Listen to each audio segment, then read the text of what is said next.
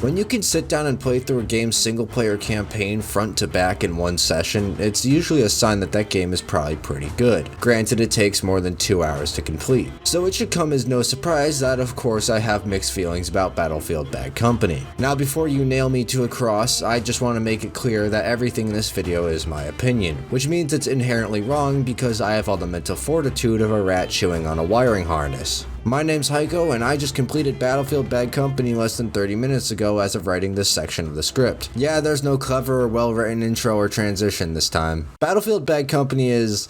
well, I still don't really know how to feel about it. Which is strange considering, as a Battlefield veteran, I've played through Bad Company 2 multiple times. So as to why Bad Company 1 is perplexing my tiny smooth brain, I'm not entirely certain. I really want to love this game like I love Bad Company 2, but I just can't bring myself to say I loved it. I can say I enjoyed my time with it, I had fun, it's not you, it's me, but when it comes down to brass tacks, I can't say it was amazing. I mean, I also can't say it was bad, certainly not, but I think you're growing tired of me bitching about how I feel. This isn't group therapy, this is a psych ward, so let's actually start talking about the game.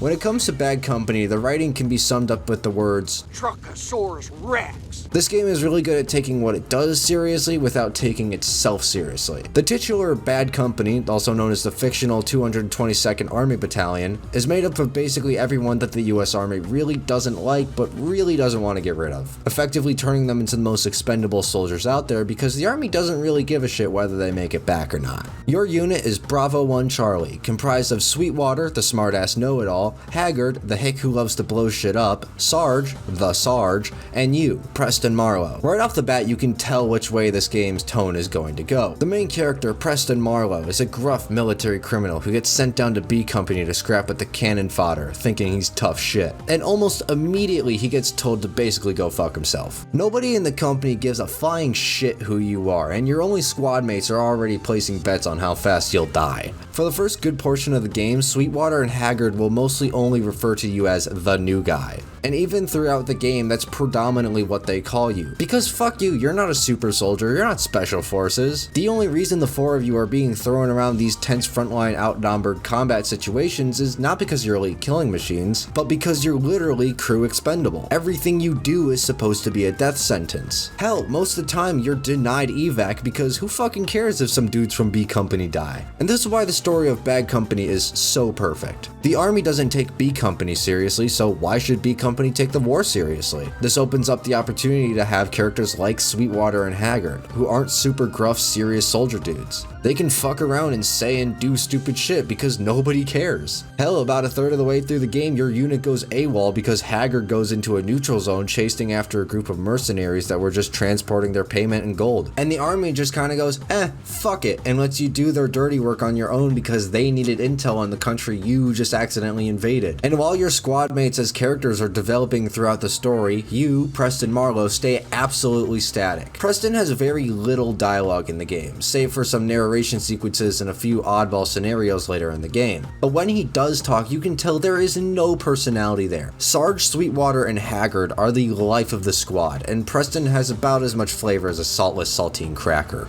That's because he's an insert, not for yourself, but for every other gruff shooter man from other modern military games. See, the story of Bad Company is basically a parody of, well, I'll just say it, Call of Duty. You aren't a team of highly trained Spec Ops soldiers ready to take down the big baddie and save the world. You're a bunch of low-life jackasses who only exist to follow orders and then die. But halfway through, you just say fuck it and go after some mercenaries' gold instead. This parody is somewhat reflected into the gameplay as well. Oh, would you look at that? The main selling point of Bad Company, gameplay-wise, was the ability to just blow shit up. Fuck being precise and having good aim and trigger discipline like a well-trained elite soldier. Just go batshit crazy with explosives. I'm sure nothing bad can come of this. And while blowing up random shit is fun and all, the gameplay is admittedly dated. Listen, some things age like wine and some things age like milk. Unfortunately, most games will end up being stuck as a product of their time, and Battlefield Bad Company is no different. This game was released back in 2008 and you can tell. The close-up FOV makes any infantry combat that isn't in a large open space feel very claustrophobic.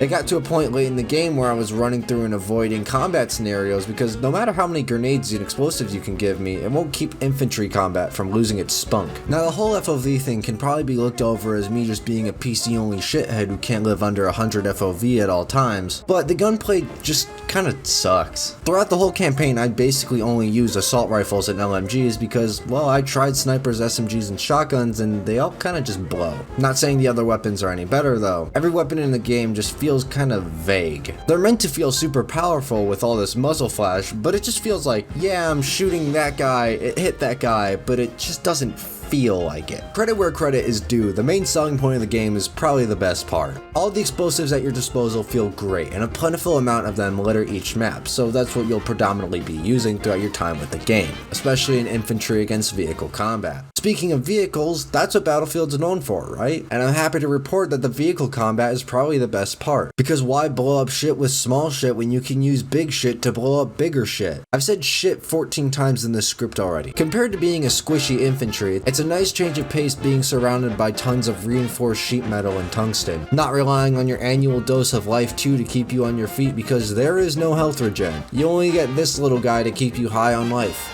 Literally. Basically every shooter from the early 2000s had a scripted vehicle section, but because this is Battlefield and vehicles are just as much of a core element as infantry, it doesn't feel intrusive or annoying when you get forced to jump in a tank or a golden helicopter for a mission. The controls for some vehicles can be a bit clunky at times and can take a second to get used to, but once you've got them down, most vehicles feel pretty good. Let's be honest here, every vehicle pales in comparison to the golf cart, of which you'll be happy to hear is in multiplayer. Unfortunately, I didn't touch multiplayer at all because I can't be fucked to fork over the money for Xbox Live Gold again. Battlefield Bad Company is not bad, I can confidently say that. But if you're thinking about revisiting it or playing it for the first time, I have to warn you not to get your hopes up. Just because everyone puts Bad Company 2 on a pedestal and usually says it's one of the best doesn't mean its predecessor is going to be just as good. The story is one of the best, but the gameplay drags it down to being an average Battlefield game. In conclusion, it's fine.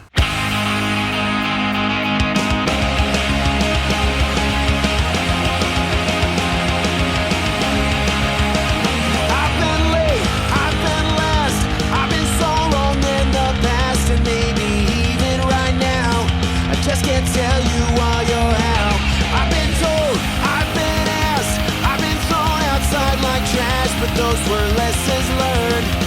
I've left no stone unturned. All that I wanted was to see you and to feel the way it used to. I would trade it all to hold you in my arms again.